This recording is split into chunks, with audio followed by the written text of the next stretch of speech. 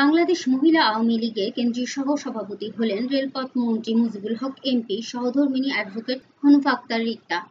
বিষয়টি নিশ্চিত করেছেন কেন্দ্রীয় আওয়ামী লীগের সাধারণ সম্পাদিকা মাহমুদা আক্তার। জানা গেছে, রেলমন্ত্রী মুজিবুল হকের রাজনৈতিক দক্ষতায় অনুপ্রাণিত হয়ে রাজনীতিতে যোগ দেন হনুফ আক্তার রিক্তা।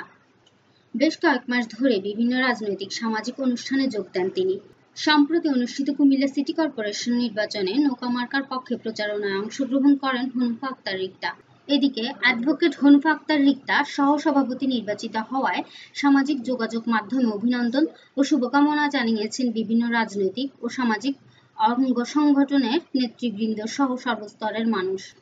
চট্টগ্রামের নেতাকর্মীরা জানান, আমাদের প্রিয় নেতা রেলমন্ত্রী মুজিবুল হকের মতো রাজনীতির মাধ্যমে জনগণের সেবা করবেন রিক্তা, এমনটাই তার কাছে প্রত্যাশা করি। ভিডিওটি ভালো লাগলে লাইক করুন আর আপনার বন্ধুদের সাথে শেয়ার করুন।